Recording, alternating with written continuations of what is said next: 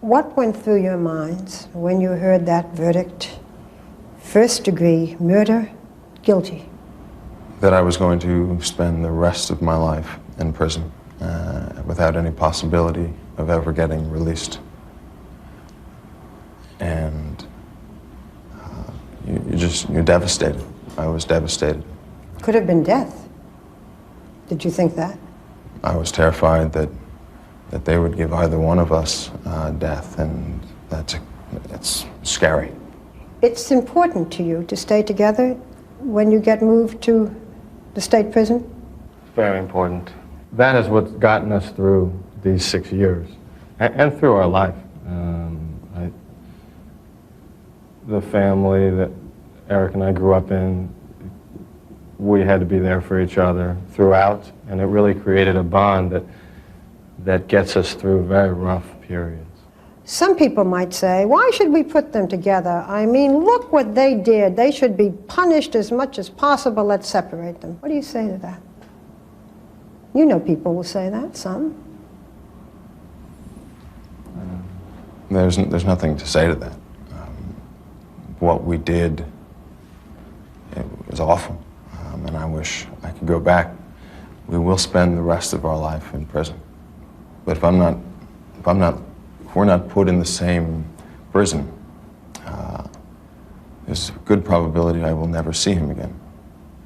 And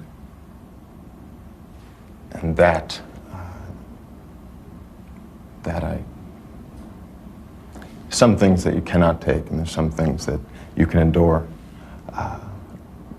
With everything taken away, it would be the last, it's the last thing you can take. Do you think the media has portrayed you fairly? Can you tell? I don't know if anyone can be portrayed fairly in the media, who they are. Well, let me say it. There are people, a great number of people, who think that you two are spoiled brats, that you are evil, that you are monsters. What do you say to them? That's not who I am, but I can't defend that. Because I came from a family of wealth, it doesn't make me spoiled. I would be surprised if anybody that was present at the trial and saw the whole thing, rather than snippets on the news, would feel that. A jury found you both guilty. Right, but I don't think you aren't guilty because they found you spoiled. Or evil. Or evil. Just I'm just a normal kid. Oh, Eric, you're a normal kid who killed your parents. Yeah, I know. And you still say you're a normal kid? Well, I didn't have normal experiences, but I am. I did that, and there's not a day that goes by that I don't think about what happened and wish that I could take that moment back or change what happened. But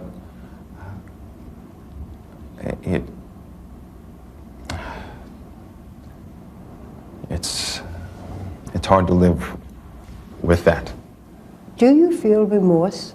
Tremendous remorse. And I think... There's tremendous pain. I mean, from the second that I got back to the house after the shootings, I saw what happened and I said, this is wrong. This is awful. How could this have happened? I couldn't accept it. You couldn't accept it, but you called the police. You pretended that you hadn't done it. You cried. You went off on a spending spree. I mean, we all read about it. You bought Rolexes, you bought cars, you didn't say, oh my God, what have I done, and turn yourself in. Well, that's not really what happened. Well, I've sort of stuck it all together, but... Yeah, you did a good job at it. We got back to the house, the police were there, and it was a matter of telling him you did it, or just saying, I don't know who did it. And that's what we did. And if I could go back, perhaps I'd say I did it. I mean, part of that started from the fact that we waited afterwards, and the police did not come. And in that time that we waited and waited, we did make a bad decision to not have to... We expected the police to be there. I mean... You expected the police to come there and arrest you? 12 shots in the middle of Beverly Hills on a Sunday night, and no one calls the police. We're waiting at the house. No one shows up. And I still can't believe it. So you called the police, but at that point you had already decided We had decided not that to. you weren't going to say anything. We were very stunned, and we felt that we would go to jail, obviously, and it was a selfish reason to just not want to have to go through that. What about spending the money? You know, cars, watches, invested in businesses, the good life. Well, it was the same life before or afterwards. With more money. With more money, but I didn't know what to do with the money. It got to a point where I have all this money and so much pain. I don't know what to do with it, and eventually... I don't know, you're losing me. I would think that you would be in such grief that you wouldn't be able to buy Rolexes and invest in businesses. Explain to me, let me understand. I'm the public. I don't think that it's understandable. I mean, people react to some traumatic event like that in different ways. You went to your psychologist, Dr. Oziel, and told him that you had committed this crime. It got to a point where I could no longer live. I felt that I was the worst person on earth, and it got to a point where I couldn't live with myself anymore, and I needed help. And so I went to him, and that is what the catalyst was for me getting arrested in Lyle. You've had a lot of therapy. 6 years of intense therapy. How are you different than the man who came in here? I'm 6 years older. I'm a lot more mature. I came in here as an 18-year-old kid who didn't know anything about life. What did you learn about yourself? I learned I learned what love was about. I learned what love was about because of my grandmother, because of all my relatives who didn't say, "I can't believe you did this." Instead, they said, "Eric, I know who you are. You're not this type of person. You're not the type of person who could do this for no reason." Have you had therapy, Lyle? The same therapy, and it really works to just have someone you can communicate with that's willing to listen. All our lives, it was just sort of fending off things. It almost sounds like prison was a good thing for you. It was. It was? I mean, at first, I killed my parents, and I spent 6 months out there in horrible agony because I had done this. I mean, a year before I told my mother how much I loved her. I could not have imagined doing this even a week before to her. I adored her. And then suddenly you're arrested, and everyone can know you did it, and you can finally tell people, and it's a relief. Lyle, you're looking at your brother like you almost never heard this before. Tell me how you felt. You know, for me, emotionally being in prison conditions was really not, emotionally was not a shocking difference from the life we had lived, because we lived really a very stressful, fearful life. And to me, it was kind of like I felt I should be punished. And it didn't feel good, but there was a part of you that feels like That's right. It's better. You get a lot of mail? We still get a tremendous amount of mail. Hundreds? We've gotten hundreds, thousands over the years. We asked your lawyers to give us a sample of some of your letters. A great many of them seem to deal with from people who have been abused themselves and relate to you. Lyle, what do you say to people who write to you? A lot of people that have written were very, they drew a lot of strength from watching the trial and from seeing Eric and I.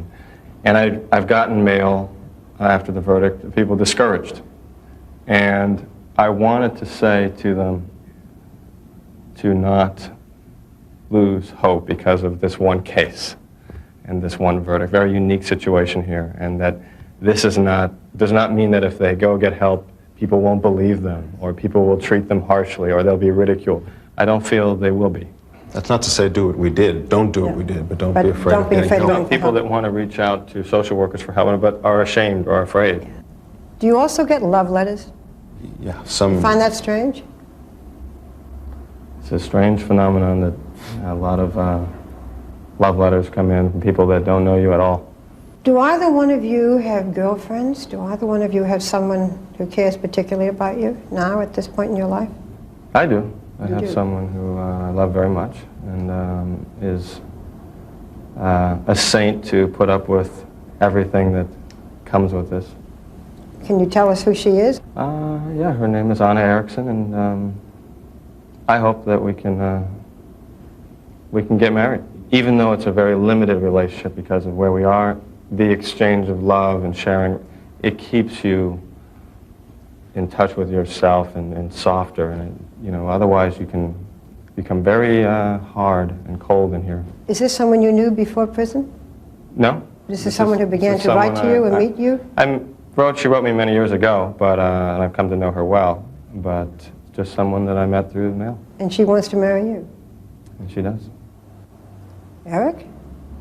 No, not at the moment. You're not going to meet a lot in prison, Eric. No, I probably won't. It's hard. Lyle's more able to have that type of relationship.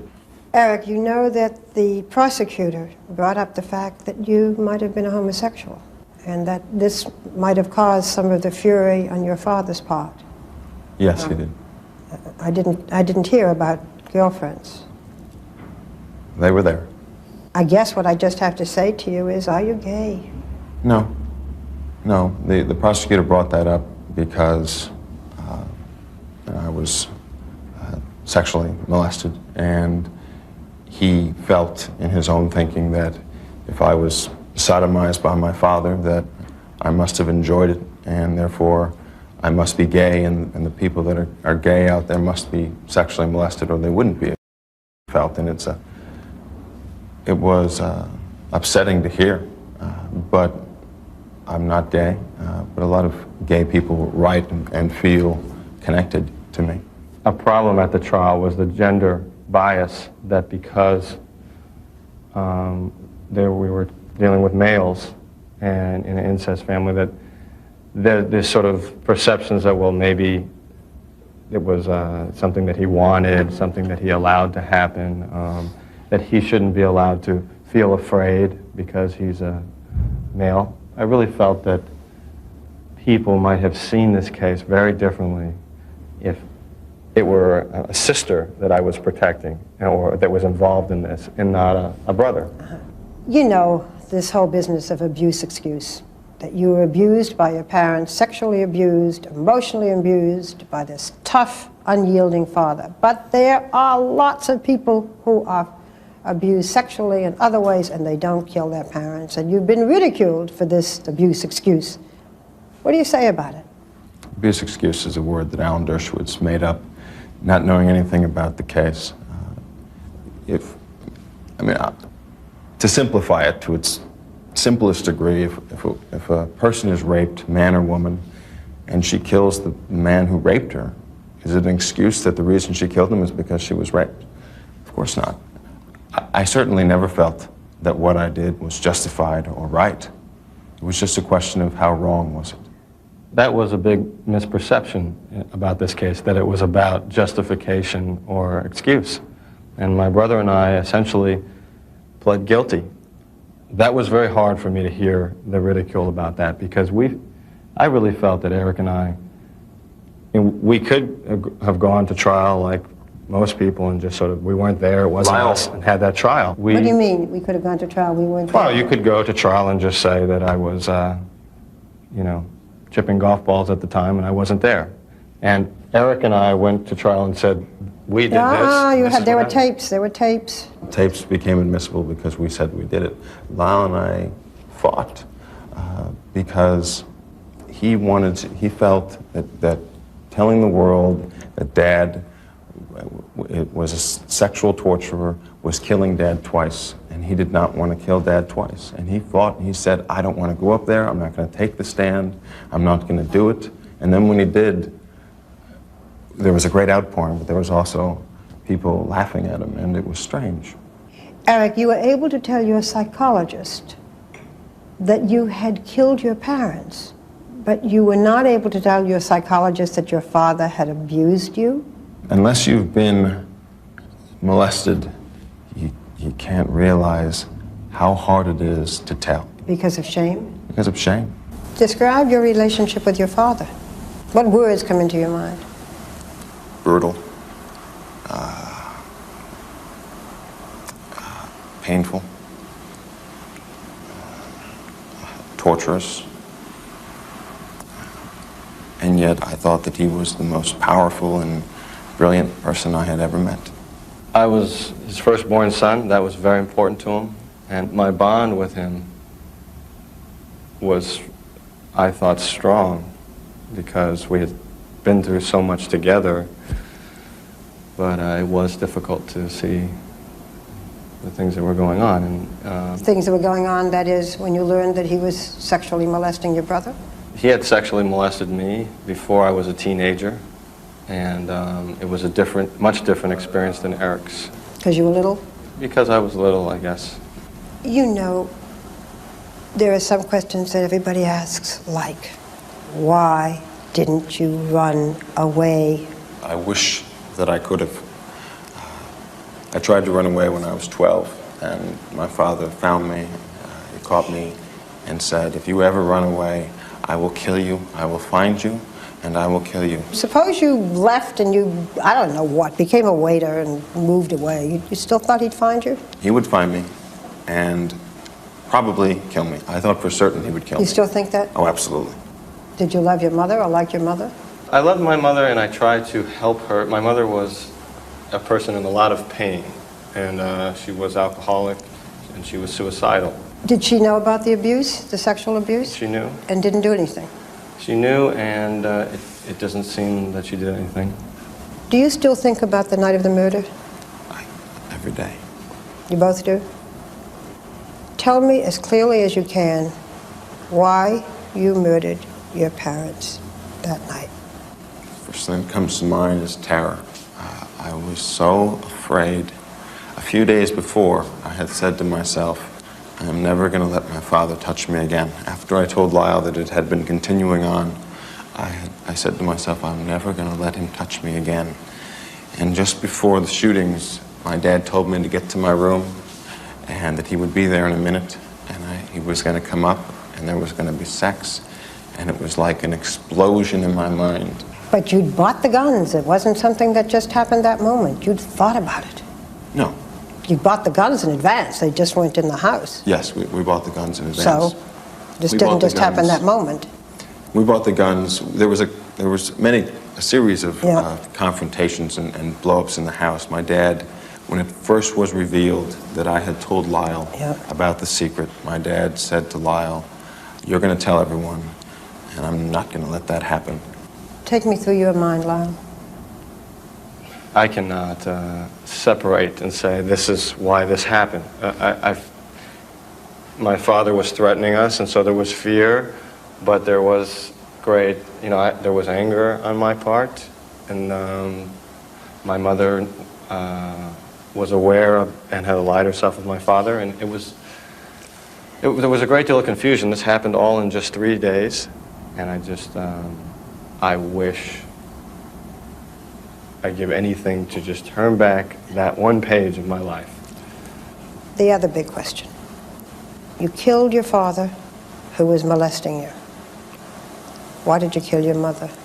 On Thursday night before, in one of the explosions, I was running downstairs and I was crying, and my mother was on the couch and she had been drinking, and she said, what's wrong with you? And I said, nothing, you wouldn't understand. And she said, oh, I understand.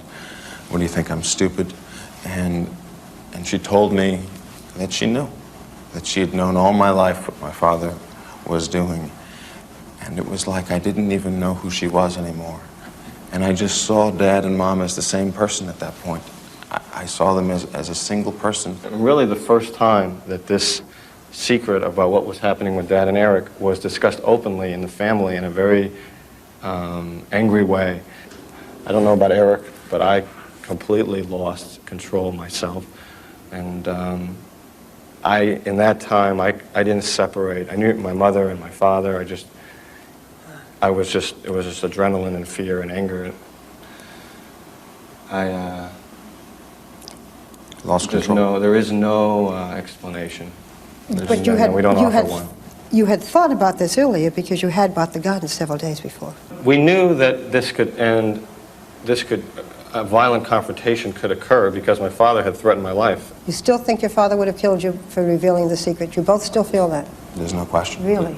I still believe that. I don't believe that he was in the process of killing us that moment, that evening. Yeah. But and I don't think that it might seem, because there are so few cases that come to the public's attention like this, that this has never occurred ever before in the country. And in fact, there are over 200 parricides a year that involve incest families. And so, I felt it completely then, and now I believe that, but I would not shoot my parents now, no matter what. How now would you have resolved it? Now, almost 7 years later? What do you think you should have done? I would have never told. I got Lyle into this. I went to him and I said, Lyle, I can't live anymore with what's going on, and got him involved. He was a way to go. They had bought him a condominium. He was going to Princeton. He had all the money. So it's your fault for telling your brother? It's my fault. And I got him involved and said, I need your help. And 5 days later, my parents were dead. So it's your fault? That's completely my fault. He was suicidal at the time, and it was just a last thing to reach out. And obviously who was going to reach out to. And I decided to confront my father rather than just sort of not say anything and just have Eric and I leave, which if I could go back, that's what I would do. I would just say, Eric's old enough now, he wants to leave. Have you forgiven yourself? I don't think it's possible. Lyle, are you at any kind of peace? More so than maybe Eric, because at this point, for some reason, well before the verdict, I was resigned to bad things. And I have, I think, found a place where I can look forward and try to have hope and share myself more with people. And Hope of what? Hope of living a life that I can be more proud of. How And in prison? you're confined, but there must be, even just in writing people that need help. If you can help them and convince a single person that has been through our situation that the last thing in the world they should do is act out violently, then you find meaning in your life. If you could say something to your mother and your father, I'm sure you have in your own minds, what would you say? I am so sorry. I forgive them completely for anything they have done to us. If I had one wish, it would be able to have one conversation with them or to change places with them.